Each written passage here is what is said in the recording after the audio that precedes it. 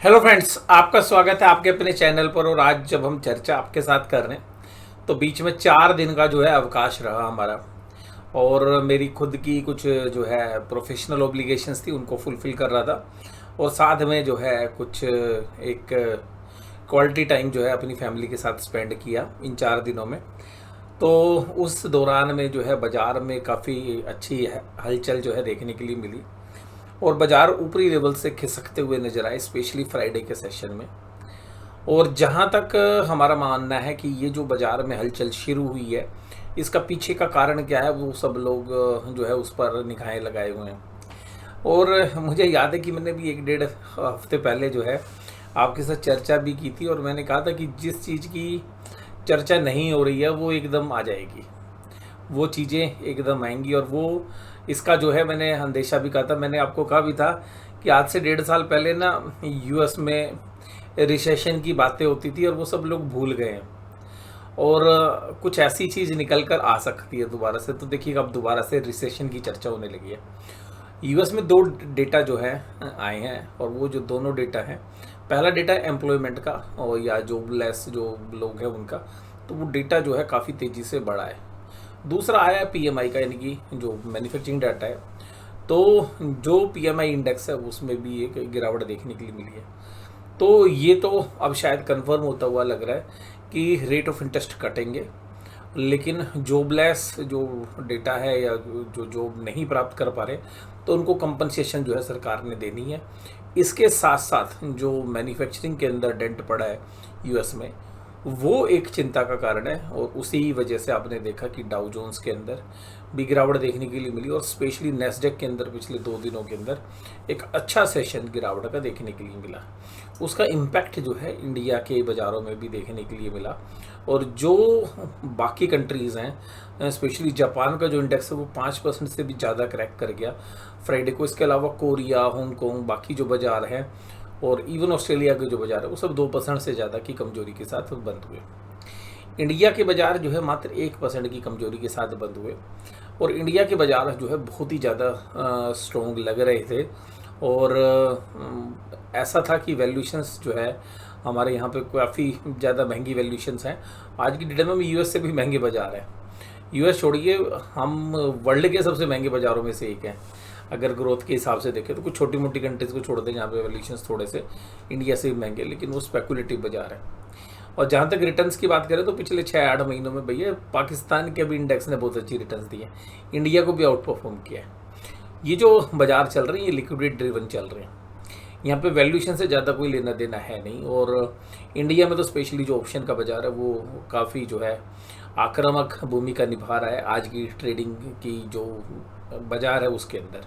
और अब देखिएगा, सेबी वाले भी चिंता करते हैं। एनएससी के चेयरमैन ने भी आज बोला है कि भाई एफएनओ से थोड़ा दूर रहिए। लेकिन देखिएगा, वो कहने की बात अलग होती है, हाथी के दांत खाने के और होते हैं, दिखाने के लिए अलग होते हैं। और सभी का इंटरेस्ट इसमें है कि सभी लोग ट्रेड करें। और इसीलिए तो देखिएगा डेली एक्सपायरी एफएनओ में है।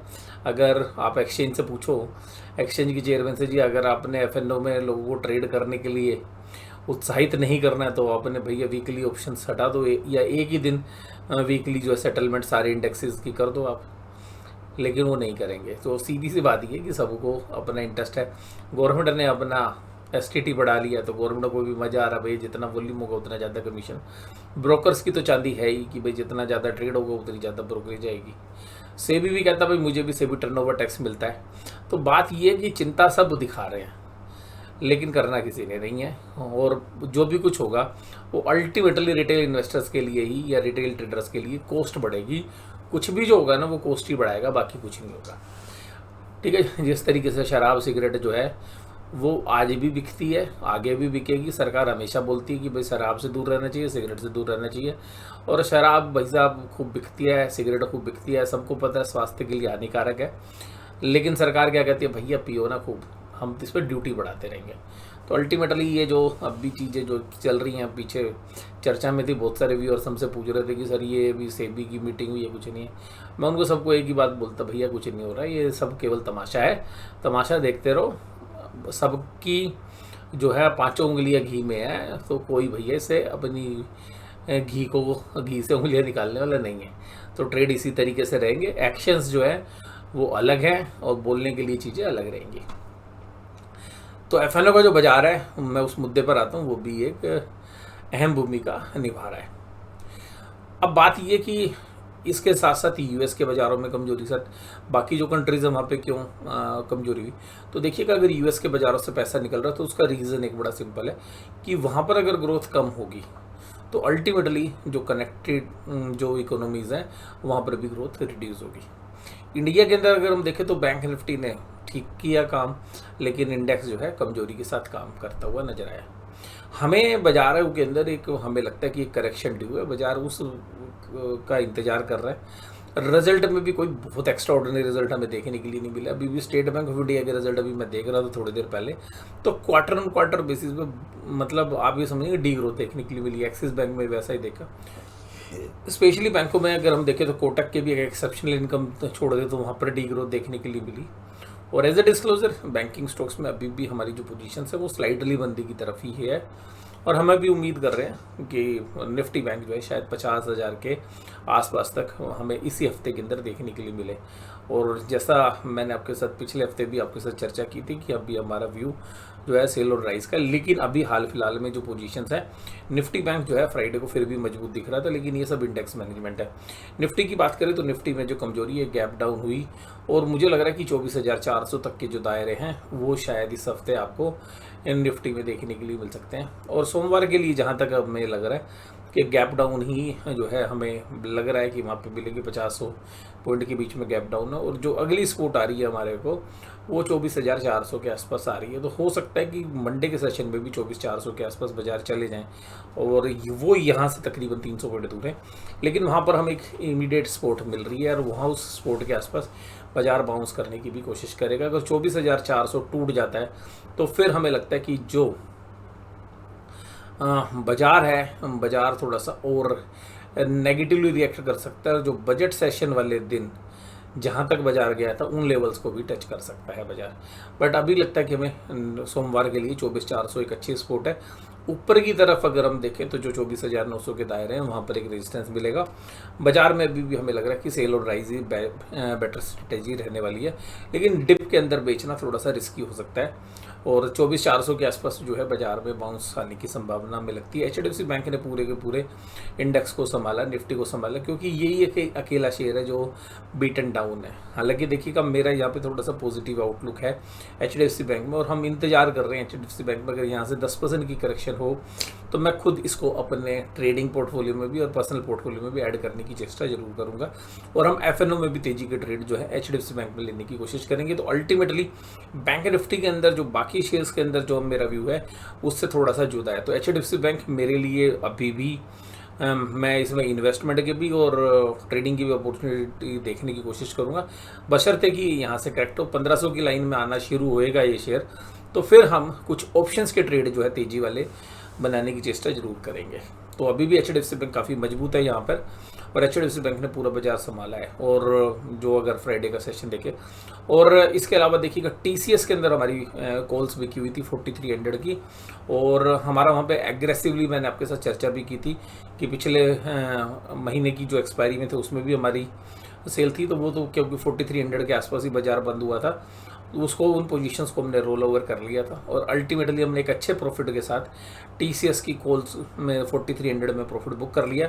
हालांकि हमने 4400 की कॉल्स में पोजीशन शिफ्ट की है, यानी कि पोजीशन अभी भी मंदी की, लेकिन थोड़ा सा ऊपर लेके चले गए हैं प्रॉफिट आने के बाद। इसके अलावा हमने 4200 के आसपास कुछ पुट ऑप्शंस भी सेल किए, यानी कि 4200 के आसपास हम थोड़े से ये भी मान के चल रहे हैं कि यहाँ पे एक बेस बनेगा। तो अगर 4200 टूटेगा तो हो सकता है कि हम अपनी कॉल्स को दोबारा से प्रॉफिट बुक करके 4200 पे कुछ क्वांटिटी को शिफ्ट करेंगे, क्योंकि रेशियो में हम प्ले करते हैं तो जितने लोड्स हैं उसके सामने कुछ करें।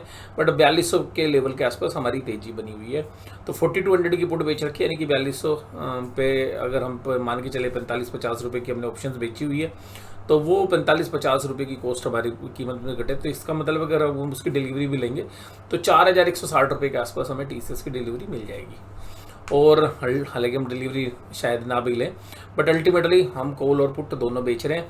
तो अल्टीमेटली ये खाली ट्रेड्स हैं। ऊपरी लेवल पर हम टीसीएस में मंदी बना रहे हैं, निचले लेवल पर हम टीसीएस में तेजी प्ले कर रहे हैं। अल्टीमेटली जो हमारे पास डिलीवरी में शेयर्स नहीं है टीसीएस में, तो जो हमने अपने पोर्टफोलियो के शेयर्स बेचे हैं उसकी वजह से हम टीसीएस की पुट भी बेच के चल रहे हैं। इसके बाद अगर बात करें एडवांस डिक्लाइन रेशियो जो है अभी काफ़ी नेगेटिव थी।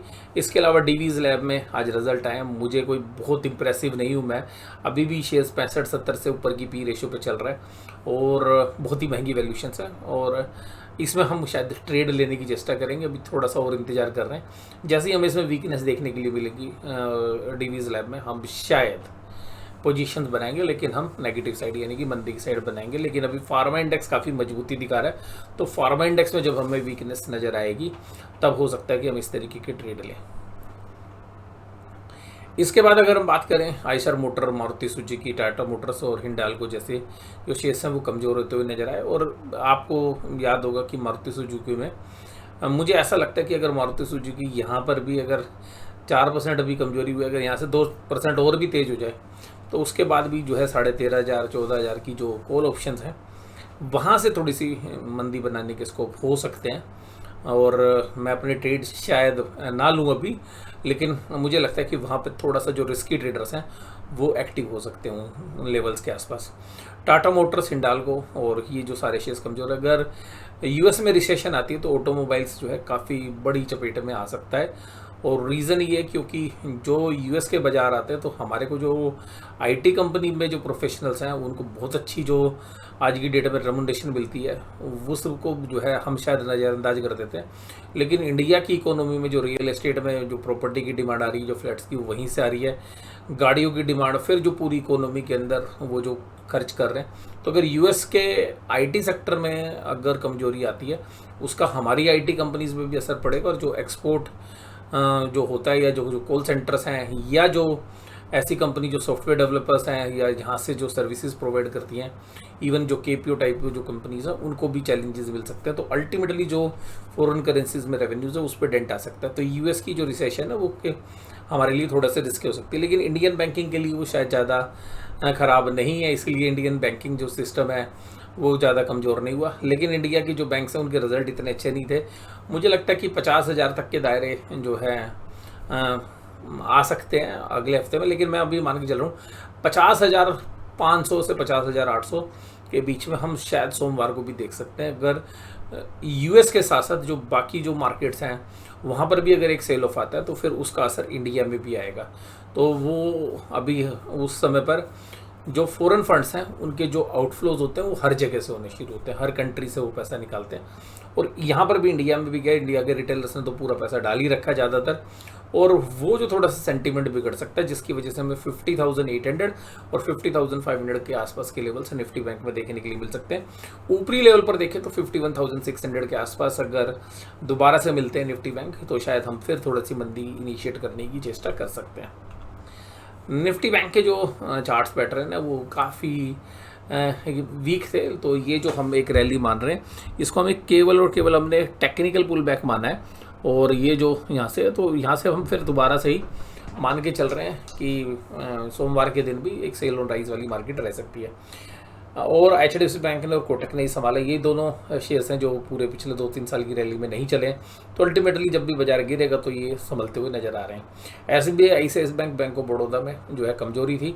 इसके अलावा अगर हम बात करें एफआईज के जो डेटा थे, वो एफआईज जब सेल करेंगे तो डीआईज ने तो बाय करना है, तो एफआईज 3,300 करोड़ का माल बेच के गए हैं।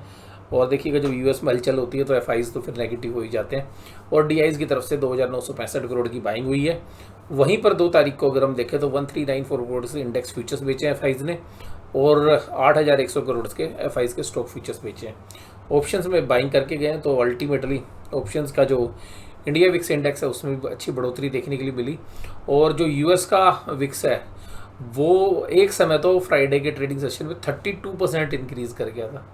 तो अल्टीमेटली अभी ऐसा लग रहा है कि वर्ल्ड की जो स्टॉक मार्केट्स हैं उनमें शायद इस हफ्ते भी एक वोलेटिलिटी वाला सेशन देखने के लिए मिलेगा। और हालांकि बाजार शायद एक तरफा मंदी करें ऐसा नहीं है, बट बड़े बड़े मूव्स आपको इस हफ्ते जो है बाज़ारों में, यूएस के बाज़ारों में देखने के लिए मिलेंगे।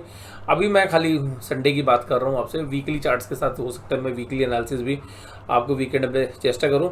निफ्टी का जो इंडेक्स है वो ओवरसोल्ड हो रखा है थोड़ा सा, तो ध्यान रखिएगा। अगर इंडिया के अंदर अगर और थोड़ी सेलिंग आती है, पुट कॉल रेशो 0.5253 के आसपास जाएगी तो वहाँ से एक टेक्निकल बाउंस आ सकता है, जो पुट कॉल रेशो से कोई इंडिकेशन देख के भी ट्रेड लिया जा सकता है। बैंक निफ्टी में अभी भी जिस तरीके का इंटरेस्ट माहौल है उसको देख के ऐसे लगता है कि पुट राइटर अभी भी थोड़े से एग्रेसिव हैं बैंक निफ्टी में, बट ये भी अगर एक सेलिंग होती है तो पुट राइटर भी अनवाइंड करते हुए नजर आएंगे। और 610 पॉइंट की कमजोरी आपको डाउ जोन्स इंडस्ट्रियल एवरेज में देखने के लिए मिली, और लगातार 2 दिन की जो गिरावट है उसमें बहुत बड़े जो गेंस हैं वो जो है साफ होते हुए नजर आए डाउ जोन्स में। इसके अलावा फुटसी में भी 1% की कमजोरी थी, तकरीबन 1.25% की। S&P TSX कंपोजिट में 2% की थी। डेक्स जो जर्मनी का इंडेक्स है उसमें 2% की। S&P 500 जो वास्तव में एक ऐसा इंडिकेशन देता है जो यूएस की पूरी इकोनॉमी की पिक्चर लेके आता है, तो उसमें भी 1.84% की कम। और रसल 2000 के अंदर भी एक अच्छी कमजोरी थी। ब्रांड क्रूड में भी गिर गया। कमोडिटी में अब ऐसे अंदाजे लगाए जा रहे हैं कि ब्रांड क्रूड शायद और वीक हो सकता है। इसके अलावा अगर हम बात करें कि निफ्टी बैंक में, तो निफ्टी बैंक में भी आप देखेंगे तो निफ्टी में देखेंगे तो पुट राइटिंग जो पुट राइटर हैं वो अनवाइंड करते हुए अपनी सॉरी ये तो डेटा पुराने हैं आपके पास, तो यहाँ पर जो पोजीशंस हैं, हालांकि ऑप्शन चेन डेटा नहीं है हमारे पास उपलब्ध आज, और वहाँ पर भी एक अनवाइंडिंग देखने के लिए मिल रही है। तो अगर हम ऑप्शन चेन के चार्ट भी देखेंगे तो वहाँ पर भी एक अनवाइंडिंग पुट साइड में अनवाइंड हो रही है पोजीशन। तो अल्टीमेटली बाजार में एक नर्वसनेस जो है अभी सोमवार के दिन भी देखने के लिए मिल सकती है। बाजार की इस चर्चा में बस केवल इतना ही। वीडियो देखने के लिए धन्यवाद। Thank you very much.